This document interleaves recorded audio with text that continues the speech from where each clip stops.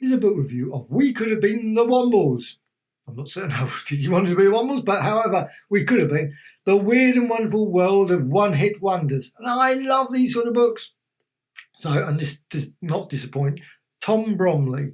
This is Penguin Books, and the book came out in 2004 originally. My copy's 2006. There's the back, and it's about 330 odd pages, saying corrected. So you can see it's but it's a great reference book, and I love reference books when it comes to music, because other than having obviously completely vast reference knowledge of all music, no, I don't. So it's really good to be able to dip into these sort of books and think, you know what, let's play this, or oh, that's a great song, or oh, let's find this. And I love exploring all kinds of different music. And this book, as it says, hilarious at the top, is actually quite funny as well. It is a good sort of, it's got obviously an introduction there, and you've got Phil Jupitus at the start, does the introduction there. One-hit wonders, a dying breed, some reason behind one-hit wonders. And I loved lots of these one-hit wonders. Some of the definitions of one-hit, of course, some of the people involved in one-hit wonders do go on and do other things. So it's not strictly true one-hit wonders. And of course, one-hit wonders probably in the UK, but maybe they might have sold millions abroad in another country. So it's slightly always a bit wrong here. However, also you've got a guide to the symbols and recommendations. You've got here Summer, a song that was a summer holiday, a holiday hit. Christmas, a hit at Christmas. So many hits at Christmas that some of them you think, oh, terrible. However, some are brilliant. It's my favourite, Amarillo one. I love that. Puppet, Day Job, instrumental. It's got a song without words or with gibberish. So there's a whole lot of great things here. Recommendations, listen here, listen on. And of course you can explore all this sort of thing on Spotify, Amazon Music, as well as of course going by the records. And there's so many CDs and records you can dip into. I love this. Costa del Orful, summer hits.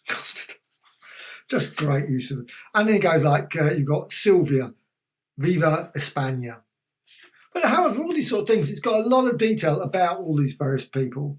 Now, I said, might not sound like a particularly Spanish name. True. Because she's not Swedish. So, and also it's got other bits of information about her albums. So available in Germany album, and so on and so on. So it's a lot of stuff. So you can explore these sort of different people. And I'm not obviously going to choose, I'm just going to go through some of them. And there, the Macarena. Oh, I love that song. And you got some information, you've got little symbols there, obviously, and also a lot of text about the actual track, that song. The Mambo Number 5. I love the Mambo Number 5. This one, I go to my Zumba class and there's Mambo Number 5. Brilliant. A little bit. Just absolute classic. And again, a lot of these things are, of course, hits here, but they were hits elsewhere. And of course, and I assume the artists have gone on and done fairly well elsewhere. So just because they didn't do brilliantly after that in the UK, I don't know, some of these songs probably maybe not. The Ketchup song, Last Ketchup. Do They Know It's Christmas? I think everyone knows. Band-Aid 2. The Orville song. Now, I wonder, I don't know if that, maybe the Orville song, Keith Harrison Orville, was a mega hit elsewhere, and if he had obviously he had his TV show. I loved Keith Harris TV show, brilliant. Chegger's Choice, and that's another one. It's also got other information, other recommendations. Come to My Party as well, with Dippy. I don't know.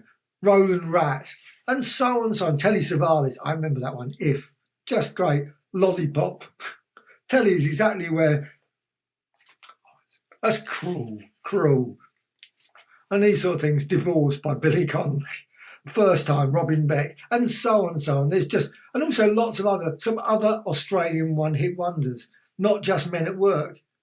And you've got a list of, obviously, the Live It Up, Beds Are Burning, and so on and so on. I must admit, they're not familiar. And also, there's some really great songs that were one-hit wonders. And the artists, of course, have gone on. And of course, this book was 2006, so maybe the artists have produced something else that's been very successful. Who knows? But it's just page after page after page of just great songs. and probably some pretty cringing ones as well. There's some songs that really, frankly, deserve to be completely forgotten about. But and this one, Final Countdown by Europe, just classic. Fire, The Crazy World of Arthur Brown. That's just a brilliant song as well. And so Spirit in the Sky, Doctor and the Medics. Again, you've got a lot of text all about them. So if you want to learn about Doctor and the Medics, you can obviously read all about them. And this is the brilliant thing about this sort of book. It's not just average talking about the Beatles. It's not talking about the Rolling Stones. It's talking about the one-hit wonders. So people that probably you might think, if you go and look on their wiki page or something, you might find not very much. But here you've got a lot of information you can read up about. And as I say, go and explore. And this one, Mickey by Tony Basil. I love that song. Ring My Bell, Anita Ward, just great as well. And so on and so on. So it's just a great reference book that I love picking up and just then turn around and say, blah, blah, blah, play this song or go through it. Wow, super useful. We could have been the Wombles. I must admit that song, the Wombles one, is not a song, the Wombling song. It's not one I've actually played recently.